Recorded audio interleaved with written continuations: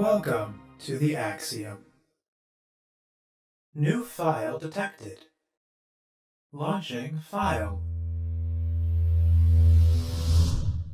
Chapter 8. The Cold, Hard Truth. Yup. Beck leapt up, allowing the suction to yank her into the dark. Dimness eclipsed around her like the shutter of a camera as she seemed to cover great distance in mere moments. Her only points of reference were glints of upcoming turns, which approached with frightening speed, only to carom her gracefully along. She heard the tinny, distant echoes of Rollo's glee. Once she stopped fighting against it, the ride was impossibly smooth. Then, all of a sudden, as if minutes had passed in an instant, light blazed into view. A burst of wintry air snuffed across her face, and she was flung out into the cold.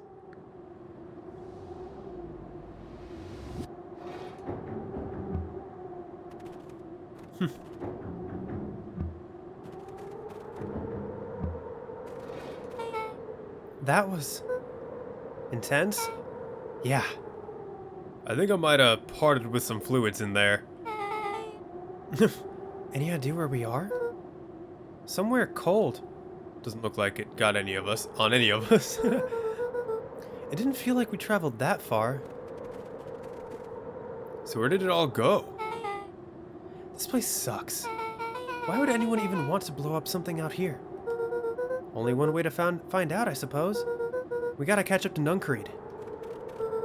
I think he went this way. Hang on. His dad's grave? He doesn't know yet.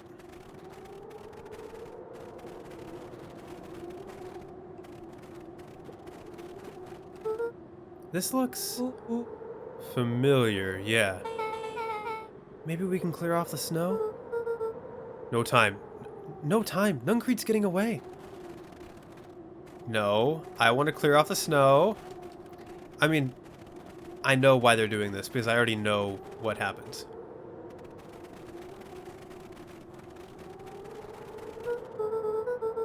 Okay, this is starting to feel really familiar. I may not be the most well-versed on all things Beacon Pines, but this does look like some sort of frozen replica of town. Ah, I got it. It's so obvious now. Mr. Nuncreed is an alien. Rollo, stick with me here. His species can only live in sub-zero temperatures. Oh boy, here we go. The source is their base camp dimension, so naturally they keep it cold. We found it by traveling through those metallic wormholes back there. The final objective? Kill us all and shapeshift into a Beacon Pine citizen of their choosing. You never really had me, but you very much lost me there. You get used to it. We should keep moving.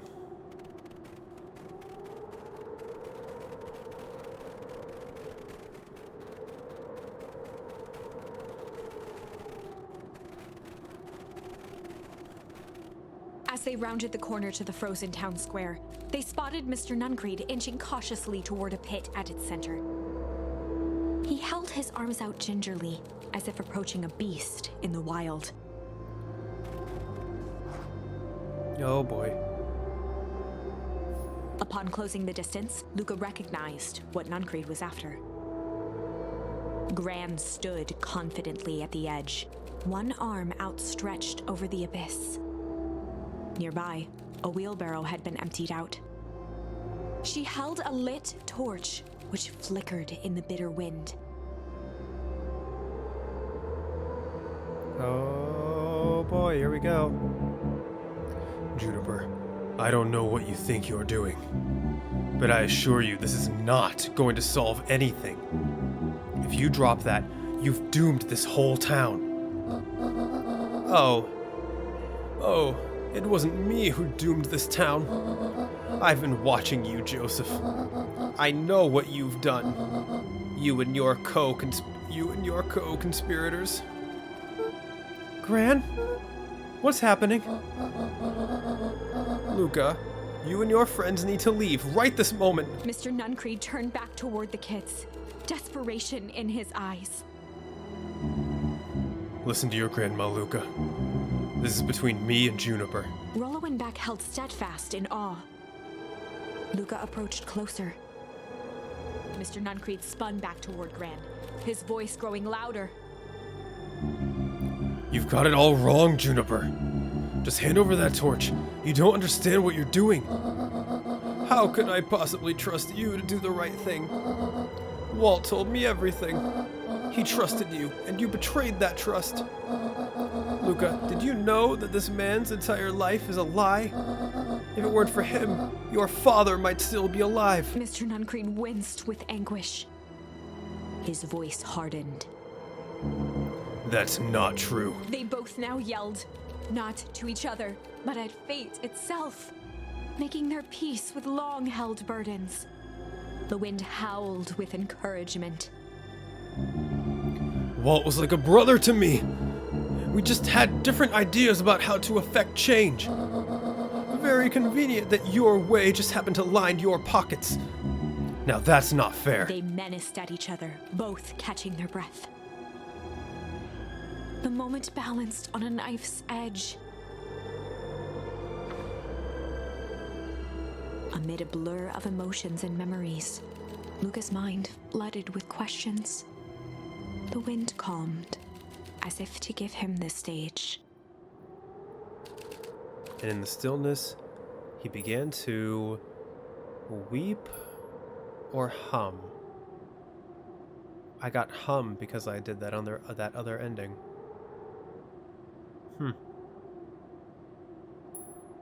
Let's do weep first, because I'm 99% sure this is the bad one. And in the stillness, he began to weep. It was all just too much. Falling to his knees, Luca whimpered softly. The tears crystallized as they hit the snow. Gran stared at Luca for a moment with warm sympathy, remembering why this was all necessary. This will all make sense soon, Luca. Then everything can go back to normal. I promise. She stiffened up and brandished the torch at Mr. Nuncreed. You can't hide behind those people any longer, Joseph. Once their precious source is destroyed, we'll see where their loyalties lie. Juniper, don't. Ignoring his final plea, Gran flung the torch into the deep darkness. She smiled and exhaled in relief. Mr. Nuncreed moaned in resignation. The torch echoed as it ricocheted down the hole, punctuated with a thunderous thud. You see, Joseph, I've learned one very important lesson in life. If you want things to change, then you must be willing to... Before Gran could finish, the ground shook her to silence.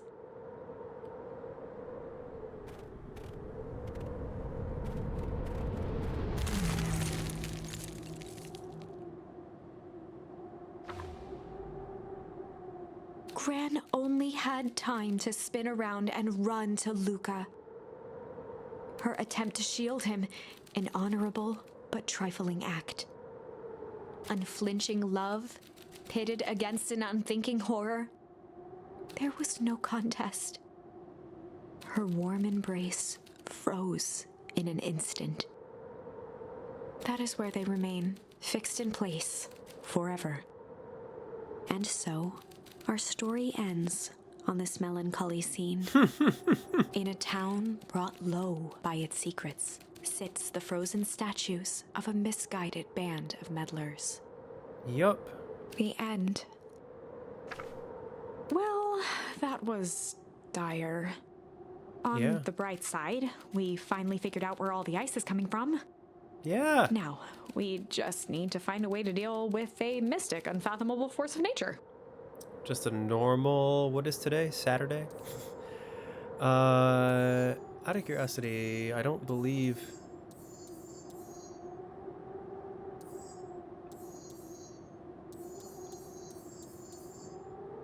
Yeah, so hum. He began to hum. And in the stillness, he began to hum.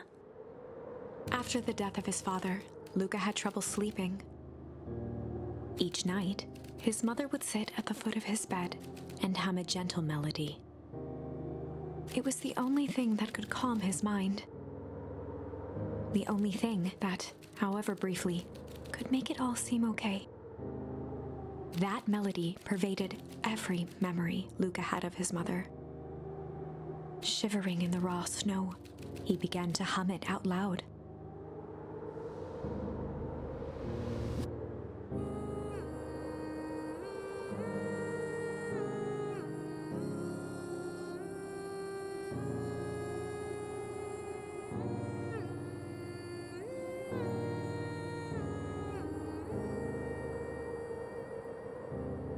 That's very pretty. Gran lowered the torch, listening closely.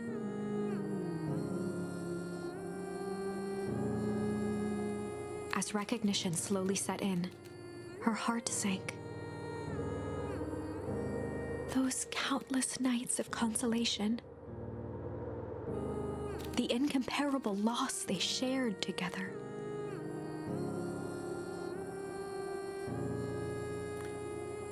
Wait, his Gran is not actually his mom, right? She let the torch fall to the snow and sizzle out. A few steps toward Luca was all she could bear before dropping to the snow herself.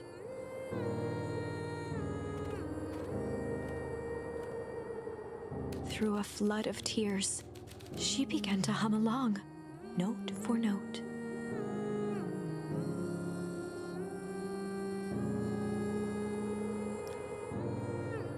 So his Gran is actually his mom?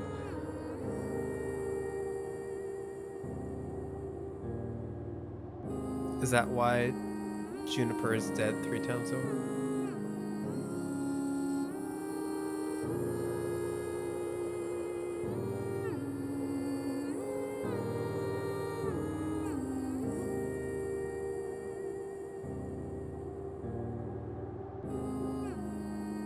This is beautiful.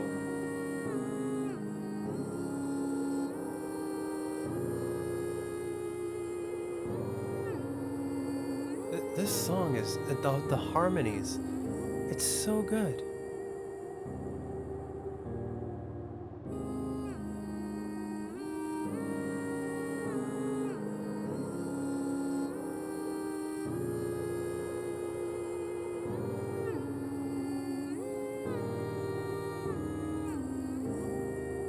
His Gran is not actually his mom. There's no way, because Mr. Kerr and the other run said that he had their mom. His mom. Luca lifted his head in astonishment. The last time he heard that melody was the last night he saw his mother. How do you know? There's no way. I'm so sorry, my little buckaroo. Buckaroo. The only people who call me that are my dad and your mother. Luca blinked through blurry, watery eyes, trying to see more clearly. He could just make out the impression of a familiar face. He peered across the snowscape at the woman on her knees. Something about her was undeniably his mother. Only smaller, older, changed. Mom? That's right, buckaroo. Mom! Luca sprinted as fast as he could toward his mother. They held each other close, and the cold retreated from their bodies. Eleanor? I thought you were gone. You should have known I would never abandon my son. Eleanor looked down at Luca, tightening her embrace in an appeal for forgiveness. How? You're a smart man. You're a smart man, Joseph. I thought you'd have pieced it together by now. Or I guess, she's still using the old woman voice. You're a smart man, Joseph. I thought you'd have pieced it together by now. You were exposed. Mom, I don't understand any of this. What happened to you? Where did you go? Why did you leave me? I never left you. I was always right here, Luca. Why did you lie to me? It tore me up, Luca, but I did it to keep you safe. I thought that getting answers would help us both move on. But the more I discovered, the more I realized the danger we were in. Until perennial harvest was stopped, it was better if everyone thought I was gone. You could have trusted me. These are bad people, Luca. They won't stop until they get what they want. And they don't care who gets hurt in the process. Then, what do we do? We have to stop them. Joseph slumped into the cold, wet snow. They can't be stopped. This is too big. I tried beating them at their own game. I'm done fighting fire with fire. For the first time in a long time, her voice felt like her own again. No more lies. I see now there's a better way to stop perennial harvest. The cold, hard truth. Luca gazed down at Nuncreed with pity. He looked small. Joseph stared into the snow as if searching it for answers. Come on, everyone. We've got a party to crash.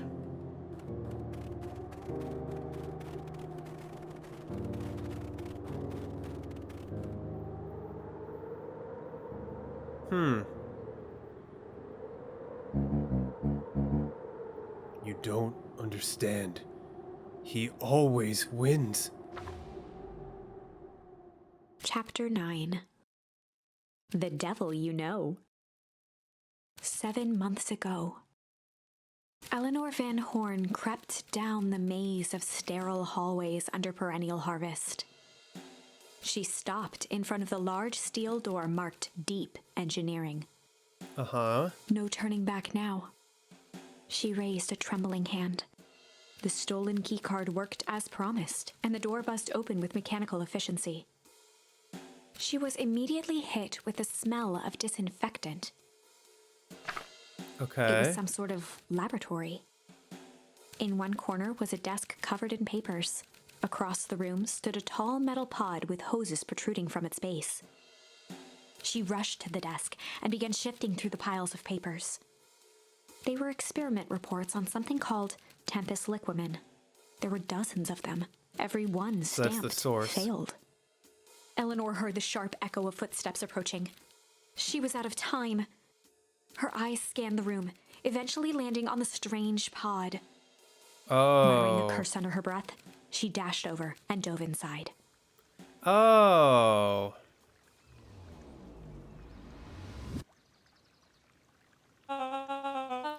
And that is what change is all about.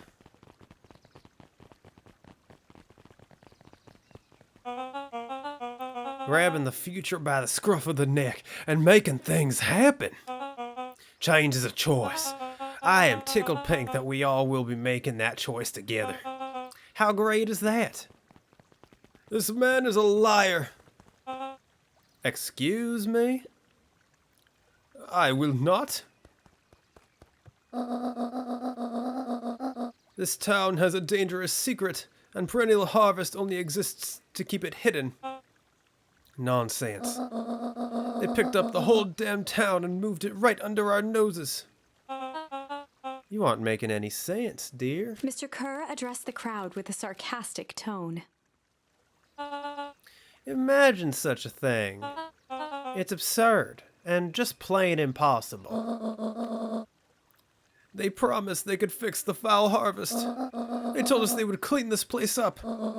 We just had to leave town for a few days. But while they had us evacuated... Mrs. Hartford, I'm afraid I'm going to have to ask you too. You're afraid of a lot of things, aren't you?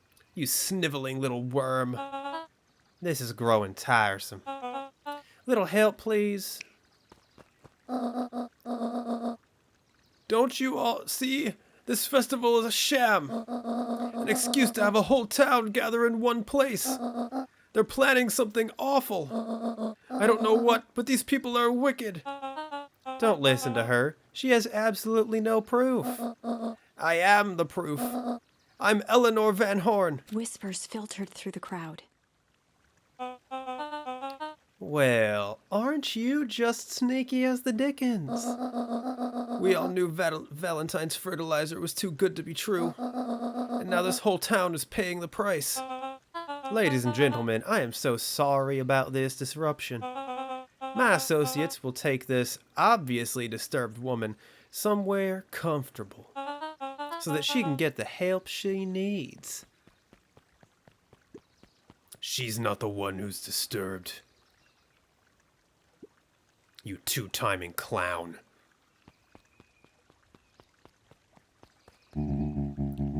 You all know there's something wrong with this town. It was just easier to look the other way. The truth is...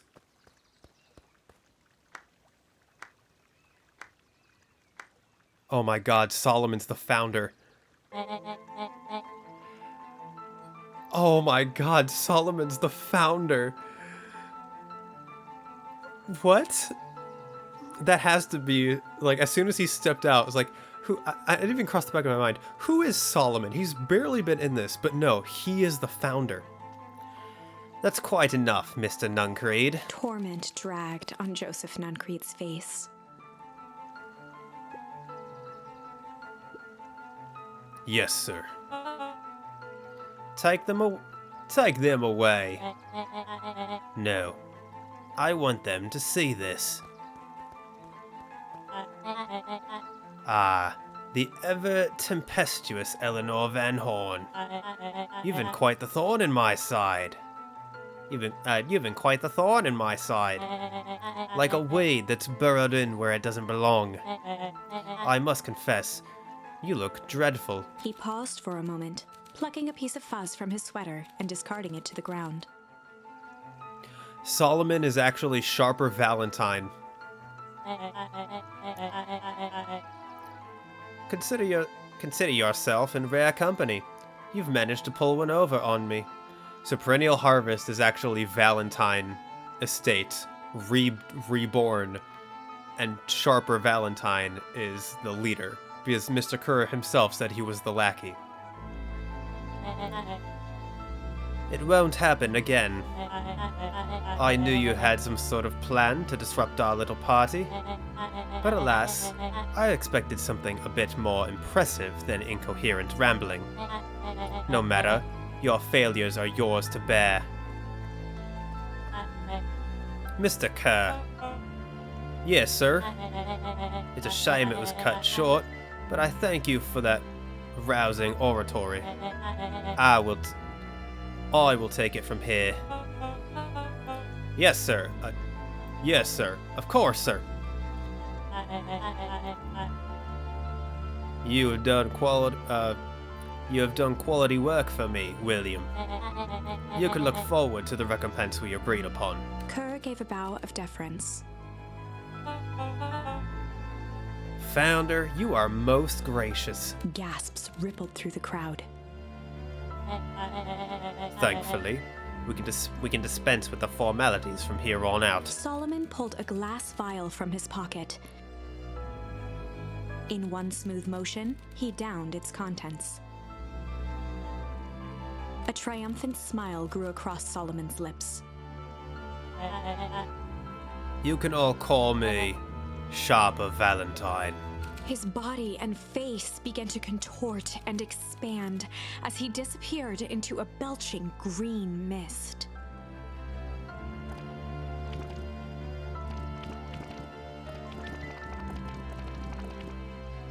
A hushed horror gripped the crowd. So he was trying to find a way to make himself immortal. This is a story about change.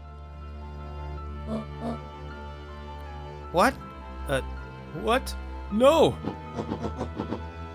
Ah, so you didn't see that coming.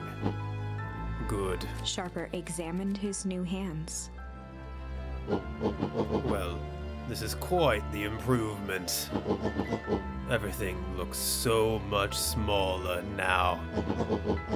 Eleanor was right about one thing. This festival was a ruse. I wanted you all to witness my glorious return with your own eyes. Why does everyone look so downtrodden? This is a celebration, people. Maybe it would help if we set the mood. Mr. Kerr, be a dear and reveal the sign.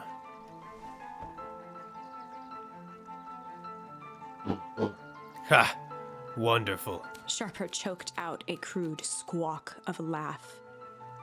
Frustrated grumbles sprinkled through the crowd. Sharper, you malicious bastard. Malice. Oh. That is, the thing that, Nuncreed. A hint of malice behind his eyes. But also, I think this game just fooled me the entire time into thinking this was the true route, which I think is the intent. And if that is the case, they pulled it off incredibly well. I'm glad you're back, so I can tell you to your face. You destroyed this town. We ain't gonna let you get away with it again. Sorry, this is not the time for audience participation. Some assistance, Mr. Kerr? William Kerr gave a subtle nod to the clipboards. You coward!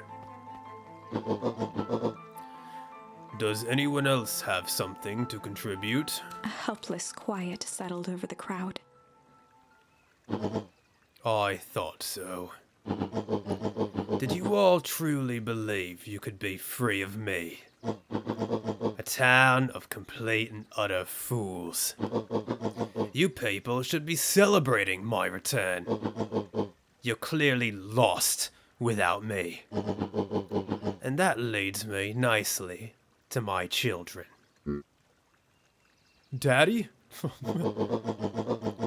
I gave you both the greatest gift a parent can give. The opportunity to prove yourself in my absence. Squandered. To say I am disappointed would be an understatement. But Silence, Augustus. An adult is speaking. I don't know which is worse, a son who is completely hopeless, or a daughter with such potential who inevitably lets me down. Eris, you fail me with admirable consistency. Thankfully, I was counting on it this time. Father, I have been wasting time, my dear. What have you accomplished? I was focused on cementing our legacy. Legacy? Who needs a legacy when you can just live forever? But what about... It's all right, kiddo. I'm afraid you suffer from a complete lack of imagination. There's just no helping it. Now then, where is Joseph? You didn't take the opportunity to slip off, did you? Ah, there he is. Everyone should give him a hand. None of this would have been possible without Joseph. I think you've said enough. Nonsense. The people deserve to know how helpful and loyal you've been. I only did what I did because he left me no choice. You always had a choice, Joseph. You were simply too weak to take it. No matter. Cheer up. You are about to be rich beyond your wildest dreams. You should follow Mr. Kerr's example. When I found him, he was in a sorrier state than any of you. An aging actor, desperate to recapture his youth. He played his part, and soon he'll be able to play the leading man again. Forever, in fact, if he remains loyal. That goes for all of you. Well, those who haven't already frittered away my goodwill. Beacon Pines is mine again. And I am willing to share its spoils in exchange for absolute loyalty. Are you saying William Kerr was never in charge of Perennial Harvest? Ha! You think that puffed up blatherskite could have accomplished all of this? Dawn, I suppose it's time for your big exclusive. Sharper addressed the crowd with indignant pride. He'd planned this moment for so long that now, at the deed's fruition, it almost felt frivolous. You see, I needed a figurehead to hold things down while I orchestrated my return. Someone to misdirect, lie, and bilk this town for a spell. So I invented William Kerr. Take your bow. You've earned it. Mr. Kerr flourished a preposterously elaborate bow.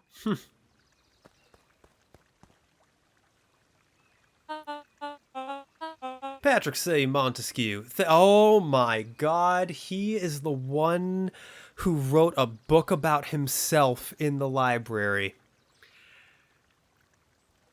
I thought that was just a throwaway thing.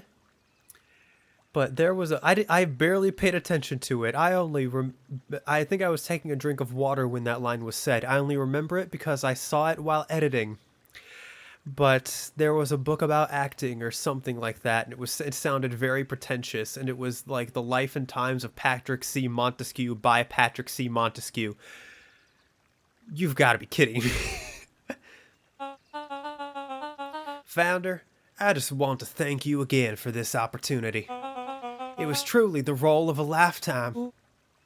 Wait, so this Bill Kerr was Pat C. this whole time? Now that your secret is out in the open, what's to stop this town from rising up against you? Oh, that's the delicious part. Fear. Thanks to our clipboards, I know what each and every person in this town fears most. And I will make those fears manifest for anyone who steps out of line. The choice is simple. I'm not afraid of you. Ha! The young hero. I've kept a keen eye on you, boy. Actually, the licorice thing, was that a clue? You and your friends made a habit of disrupting my plans. What a pity. If things would have gone a bit differently, you might have had your moment of triumph. But that's fate for you. You can't do this. Oh, but I can. I have won. Never underestimate what a great man can do, given time. And now, time is my plaything. Perhaps the most expensive thing I've ever bought. But well worth it. Ha! Sharper coughed up one final laugh and cracked his knuckles. Enough chit-chat. Let's get to work, shall we? And so, Sharper set about remaking the town in his own image. The fertilizer factory soon reopened for business. Sales rose steadily as more and more farmers across the countryside began to swear by its miraculous properties. Beacon Pines became famous. A secretive town that, for the right price, shared its gifts with all. Gifts that became more and more necessary in a world where winters grew longer and longer. So the cold eventually took over anyway. The end. This is wrong, but things are becoming clearer now. You can feel it, right? Yeah. We can't let Sharper win. He might just be the key to this whole thing. Let's see. Fire and ice. Well, we have one more route that we got from this. So let's see. Rollo went missing. We investigated together and Rollo went missing. Iggy did not fall into the puddle, but Beck needs a haircut now. And yeah, Mr. Nuncreed. Let's see what happens, shall we?